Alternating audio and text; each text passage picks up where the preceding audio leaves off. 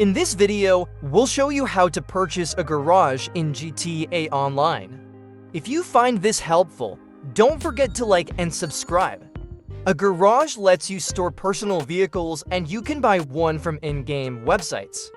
You can even store stolen cars or bikes directly from the streets. To buy a garage, first open your phone by pressing the up arrow key or the D-pad on your controller.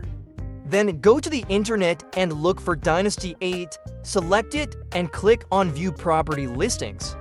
Now, you can choose the garage you want to buy. You can sort them by price, from low to high. For this example, let's purchase the cheapest garage. Once you've decided, click Buy and then hit Purchase Property. You can also select a property to trade in. In this case, I'll place it in an empty spot.